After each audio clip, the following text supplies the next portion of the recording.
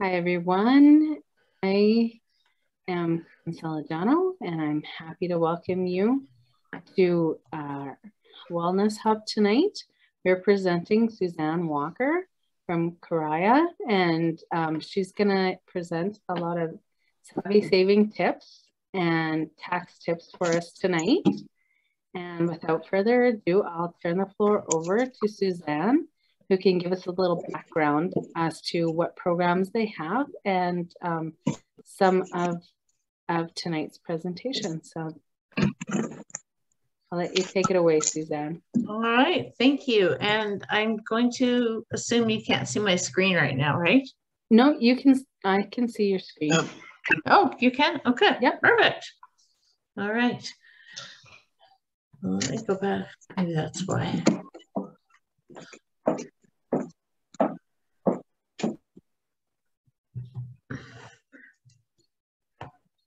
There we go. That's the screen I wanted you guys to see.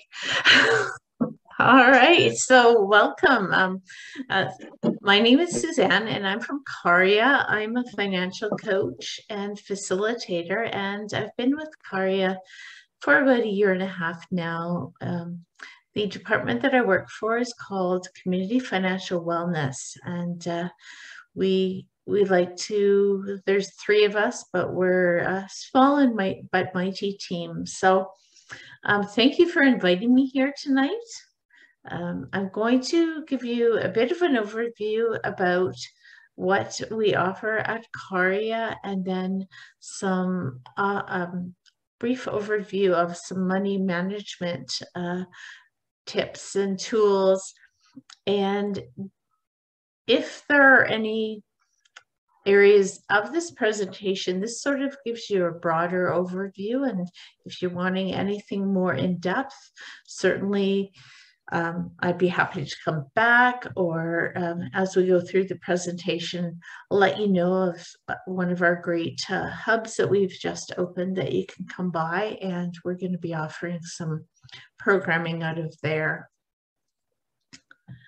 So who is Carya? For those of you who don't know of us, we were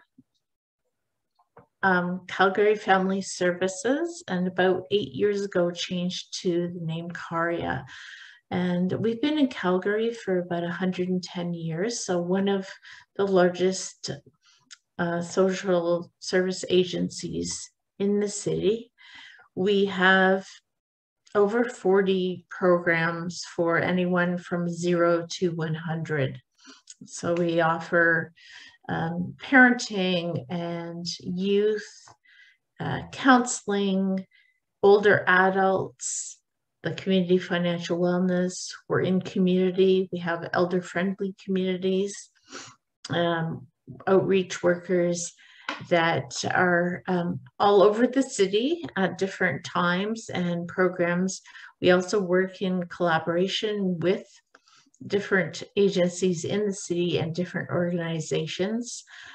For example, right now I'm also doing a workshop every couple of weeks with Calgary Housing Buildings, one in the downtown and then another one over in Bridgeland.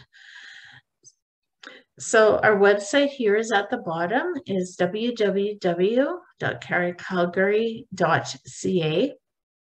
One of our main hubs that I was talking to Karen about prior to this beginning is Village Commons, which is in the East Village, and it's been open for about, well, just about a year, not quite a year now.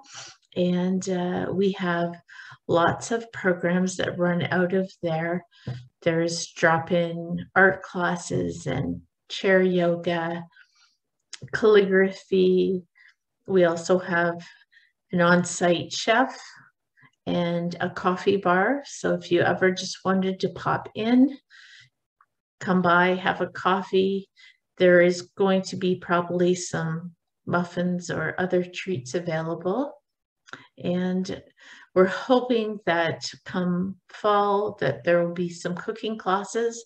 We also have a teaching kitchen, commercial kitchen, that if you're interested as well in, you know, renting out a commercial kitchen, we have a commercial kitchen and it's brand new, beautiful space. And once a month, we have a free lunch that's put on by the chef. And there's that actually is going to be next week. It was supposed to be last week, but so just check out our website and go to the Village Commons calendar, and you'll be able to see all of the activities that are going on over there. One thing to mention that we are offering free in-person tax clinics for the next 3 Thursday nights. They are by appointment, so tomorrow nights are full, but we do have spaces available for the 31st and the following Thursday, which I believe is the 7th. So if you're interested, again, get in contact with Village Commons and they can set you up with a volunteer, and you can come in and have your taxes done free, because it is that time of year.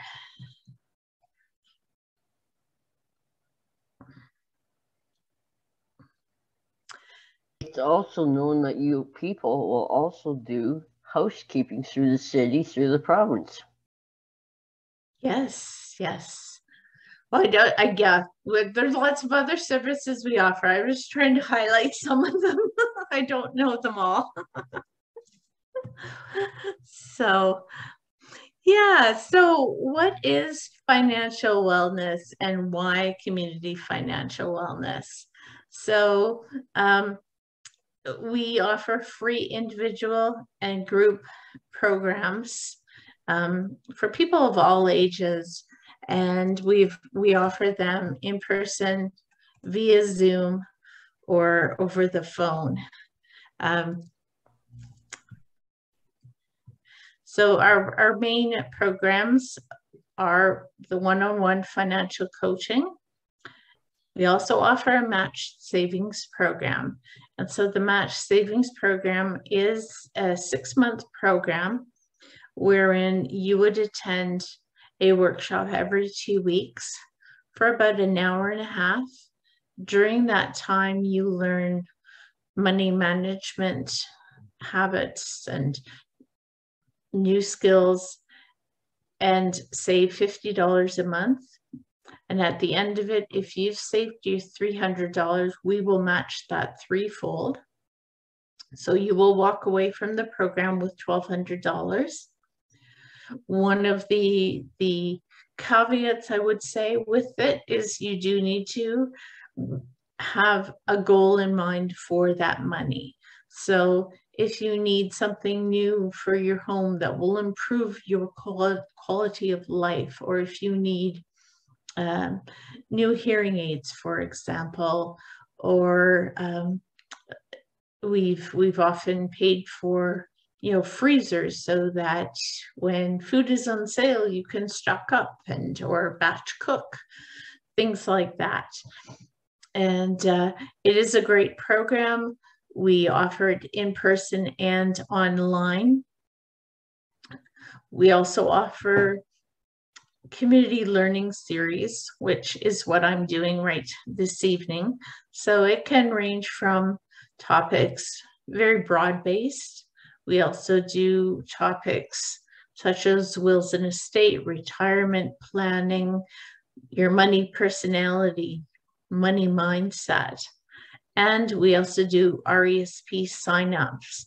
So we're really passionate about wanting children to have the financial ability to carry on their education once they've finished high school. Studies show that if a child knows that there is a education savings fund for them, they are more likely to go off to or pursue education beyond high school. for a couple of reasons. One, somebody's put the time and the effort into them, and also they know that it's not going to be as burdensome. They have to carry a great amount of debt. So we really like to promote RESPs to families, whether it's a grandparent or a parent setting them up for their child or the grandchild's education. And also the government benefits that go along with the RESPs. So there's lots of great benefits as well.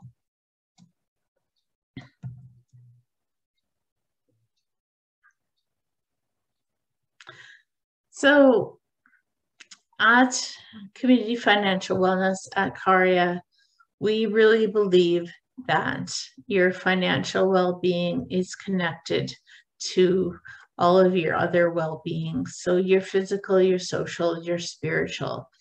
And we often, go to the doctor and check in on our physical health, or we check in on our social, maybe not so much over the pandemic, but we're getting better at it, I think.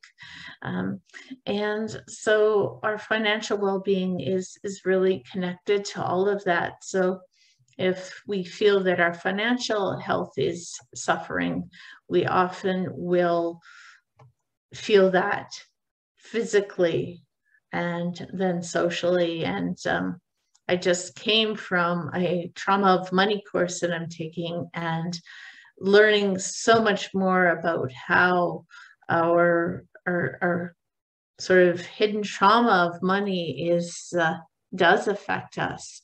So it's really quite interesting and fascinating.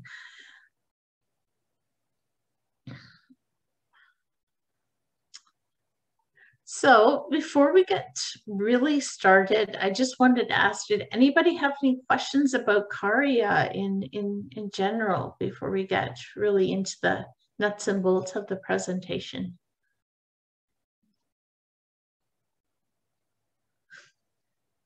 All right, I'll use the sort of, 5 to 8 second rule. It's hard to tell.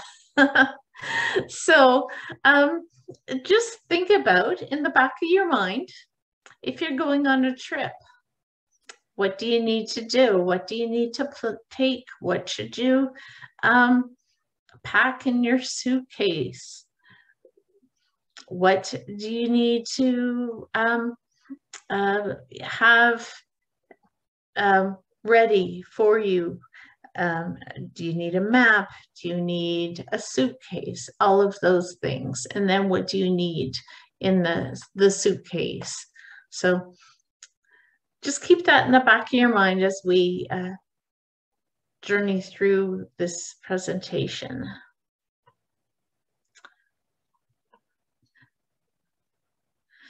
So we'll talk about a few things in the next little while. So we'll talk about our relationship with money.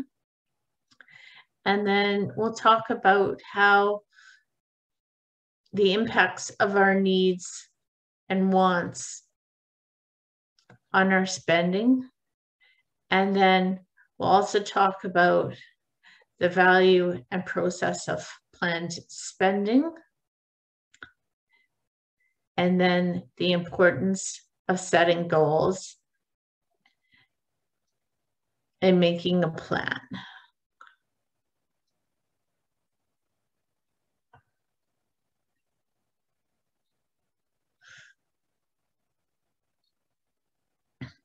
So when you think of a budget,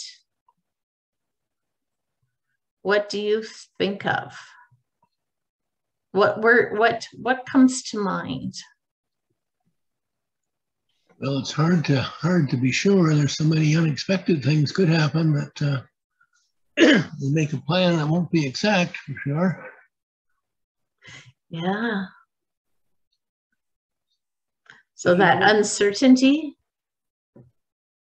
And knowing what the input and how much is coming in, so then you know how much can go out. Mm-hmm. But so having that sort of knowing ahead of time what what you have to work with. Mm-hmm. Yeah.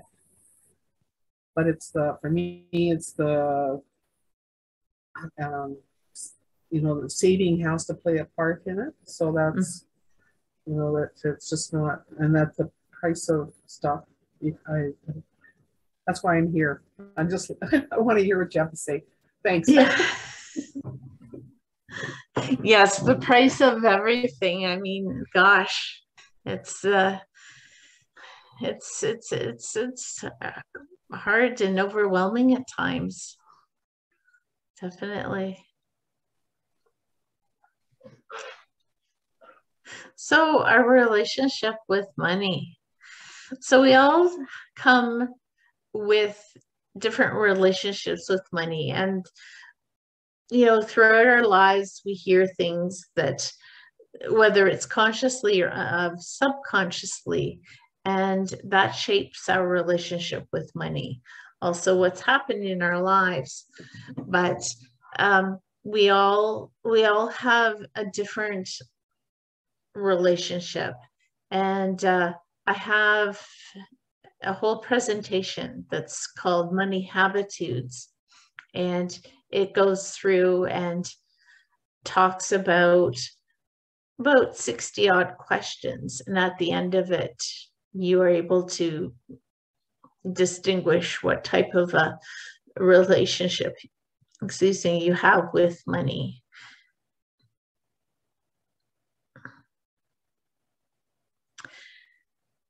And so I like this diagram here because it talks about how when we think about something, it impacts our action, our feelings, and then our actions.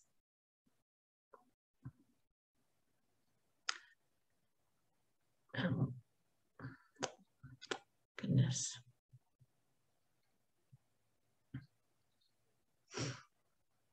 So if we think that we cannot save money, we won't do it. And we think it's hopeless, we just won't do it at all.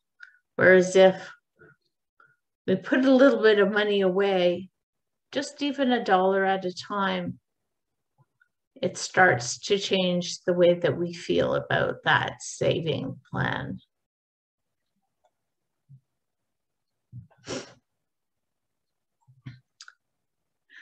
So if you have a pen and paper handy, just jot down the last 5 to 10 items that you purchased. I'll give you a few seconds to do so.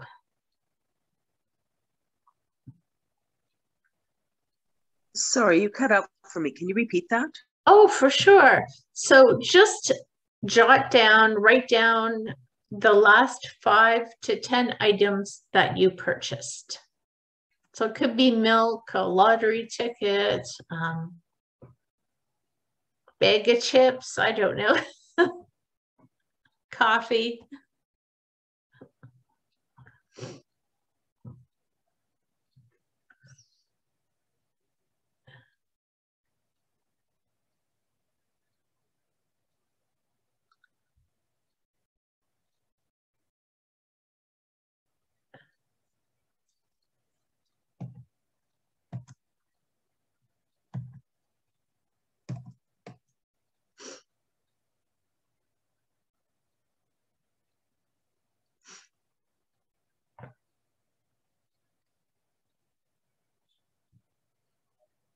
And so once you've done that, just jot down beside each item whether that was a want or a need.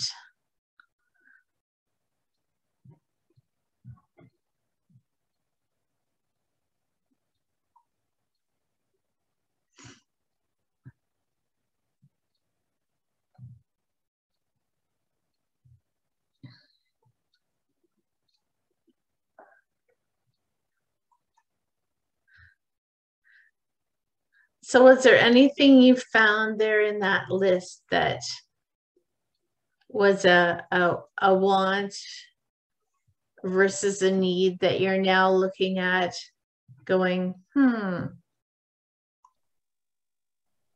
I was conflicted with one of them. It was coffee. okay. I I'd think have it's to both. agree with you there, even though my financial coach need versus want, I would. Thank you. Sometimes you just You need read a my mind. Starbucks. Yeah. Oh my gosh, that was definitely this afternoon. Mhm. Well, was it a Starbucks or could it have been a Tim's, right? So is there Wow. another alternative that maybe wouldn't cost as much, but would still satisfy that need? Wow. That's a really good point. Yeah, Starbucks is lovely, but Yeah, you get, $6 versus the $2. yeah, that's true. Although there's lots of expenses like groceries where it's just shopping nowadays too. Right. I agree. Orange Julius has $1 coffee over at North Hill. I usually make my own, Sam, but Mhm. almost every day I make my own. But today I was buying groceries, and as I was leaving, I thought, I really, really, really want a coffee from Starbucks. Right. And I got one. Well, and it's okay to treat yourself. I often say to people, they'll come in and say, you're going to tell me I can't spend my money on this, this, and this. And I'm like, no. That's not what a financial coach does. And it's, if you have money in your budget, that's wonderful. But if you really want that coffee, maybe there's another way that you can, find that coffee, whether it be buying it at Tim's or whether it is buying it at home and taking it in a go mug. I have a little laminated card about the size of a business card that I give out to my participants to put on their inside their wallet or on top of their phone, by their debit card, and it says stop, look, and listen. So stop and then look around. Is there something else that I could buy that compares but is same, relatively similar, but costs less? And then listen. Why is it that I really want it? Is it because I want those pair of shoes because I saw them on TV or an ad on my phone or social media, or my best friend has them, or they looked really good on somebody walking down the street? So just taking those, steps back and thinking about the reasoning behind it.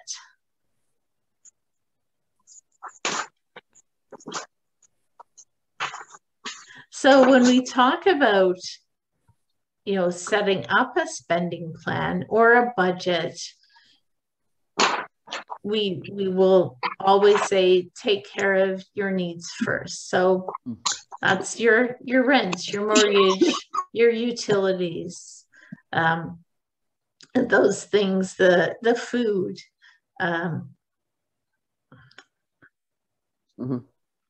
And then, as I said, it's okay to spend some money on the things that we want once your needs are met.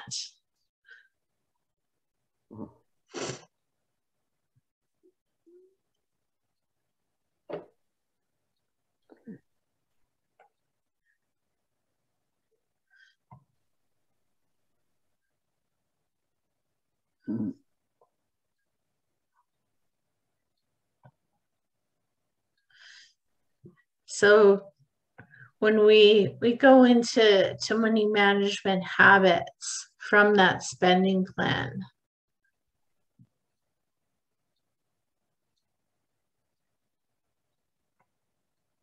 you want to take a look at adding it all up, adding up the income, and then subtracting all the expenses. And I have a lovely spreadsheet that does all the math. So if you're interested in it, let me know. I can get it to you, or you can come see me and I can give it to you. So here's just an example of where your money goes. So, you know, bank fees, for example, you know, over the course of a year, $120, and that's based on $10 a month, which I know when I was working in the banking world, I very rarely saw $10 a month banking fees. They were usually a lot higher than that. Same with eating out, maybe a lunch, $7, but it's just here to make a point. You know, $56, which turns into $672 in a year, which is a lot of money, really. That's probably, you know, for a single person, almost 3 months worth of groceries, at least 2 months worth of groceries, maybe. I don't know now. I say that cautiously because the cost of food is going up every week, it seems.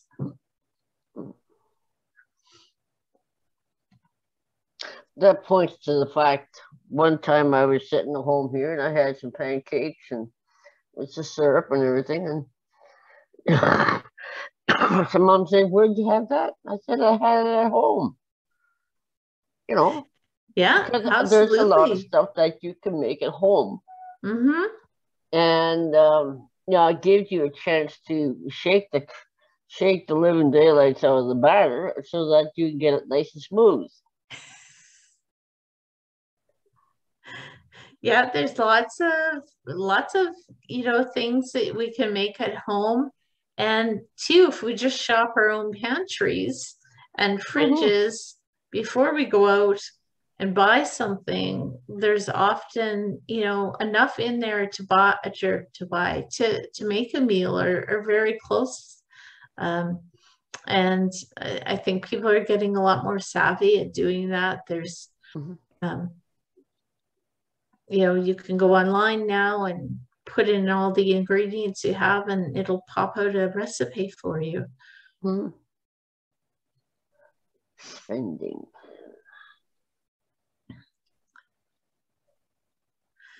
And so we can talk about why have a spending plan and why have a budget. And, you know, as someone mentioned earlier, you know, it's hard to know. Well, when you have a spending plan, you have a bit more control and know what is coming in and what is going out. And along with the spending plan, we are big proponents of tracking your spending. So taking you know, your receipts and writing them down, and just looking over them for 2 or 3 months before you actually sit down and make that budget, because that'll give you a really good idea as to what and where your money is going. And you'll see patterns. It's quite interesting to actually sit down and go through your tracking of expenses.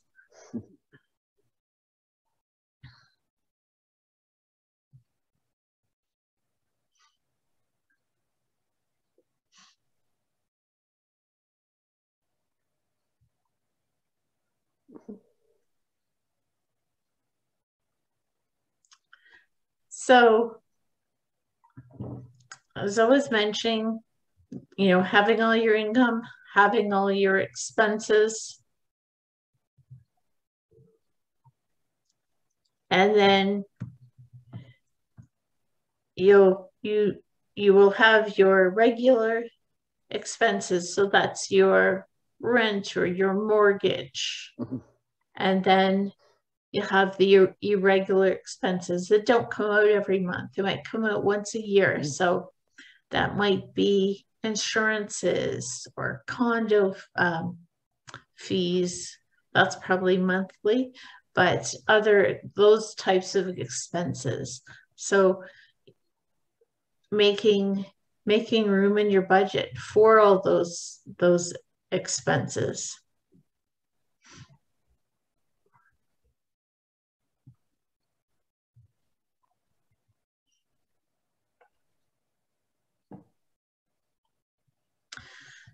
So sticking to your budget.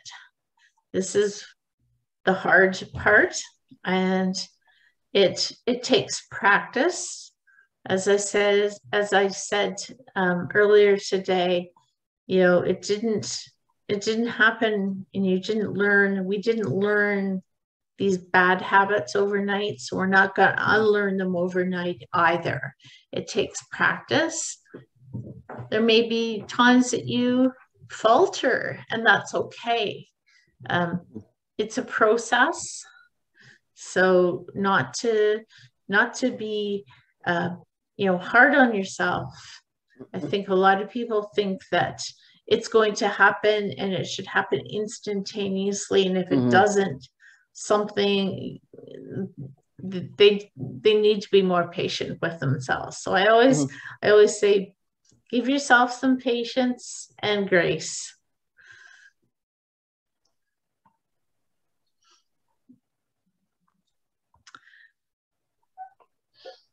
So what are the goals, and what is it that you're saving for? So it may be saving for the future. It could be a trip, could be retirement, could be a new appliance. Saving for an emergency fund, just to have that, or a resiliency fund, just to have that money on hand in the event that something happens to the car, or if you have your own home, something happens to your home or your condo, you need a new fridge, or something happens to the furnace. Or is it that you're looking to pay off a car loan in 4 years, 3 years, 2 years? If you set those goals and put that goal in writing, put that on your fridge, or if you're driving an old car and you want a new car, put a picture of the new car in your old car. If you want to go on a trip to a nice warm place, have that picture of the nice beach or the mountains or whatever that is for you. The Eiffel Tower or London Bridge, put that up so that you've got that as a goal. You may even want to set up a bank account that is named London or the beach, and putting money into that. And earlier on, I sort of glossed over it, and I thought we could chat about it, because I think now more than ever, those percentages are really sort of an individual really determination, or a family determination, whether you save 10% or 20%. The main thing is you're saving and paying yourself first. So getting that money put away and having it so that you've got that resiliency fund. And also we have found that if you automate that, so if you have a $5 going from your checking account into your savings account each month, you're more likely to keep that going, and it becomes less of you don't notice it. You may have to borrow from it, but then you just start again the next month and keep putting that $5 or $10 or whatever the amount is into that real resiliency account, so you've got it there.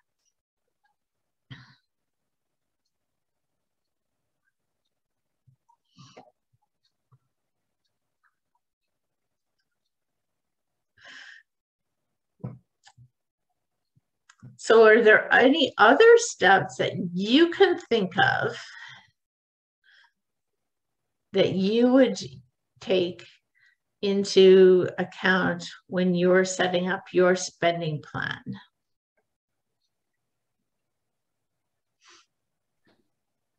Do you build in like a rainy day fund at all, Suzanne? Just in Pardon case. me?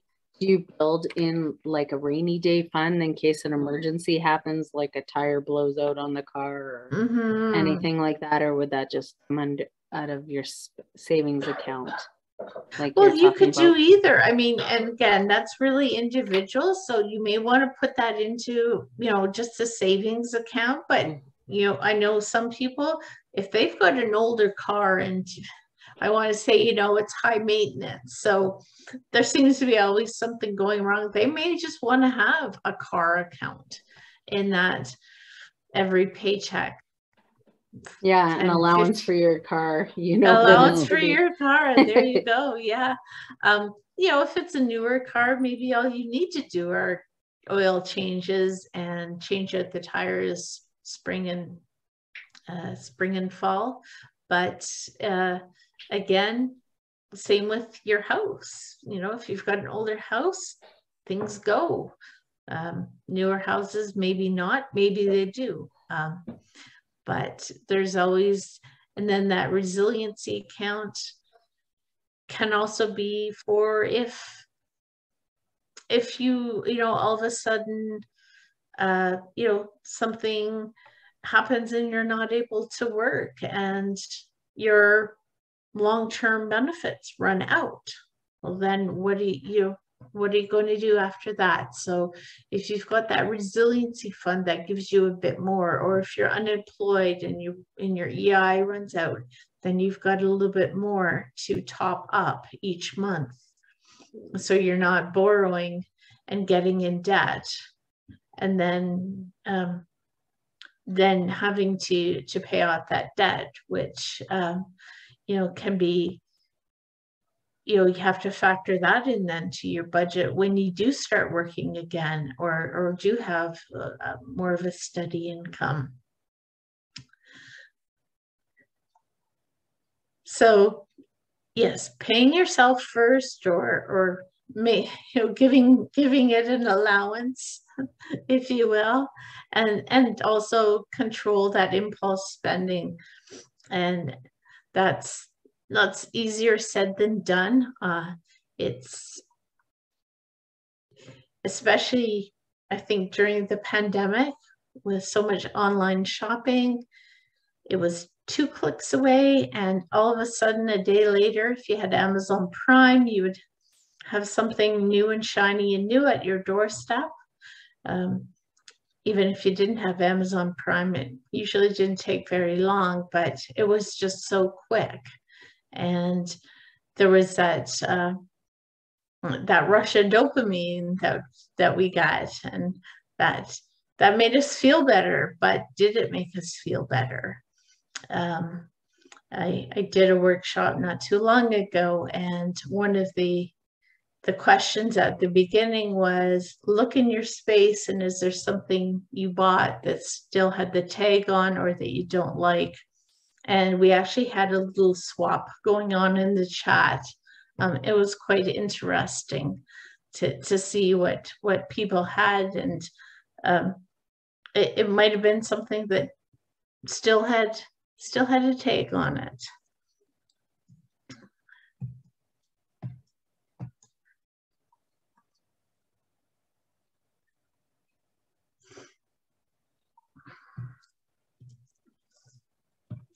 So I asked you earlier if you were going on a trip, what would you take? And so if you go on a trip without a plan or without your GPS, you are probably likely to arrive at your intended destination, but you'll be stressed out by the time you get there because you'll spend a lot more time and energy and money, and even maybe more money because you might have got lost, or you might have forgotten something, so you had to start again. So just the importance of that, having that plan and that budget in place so that you're able to move forward successfully. And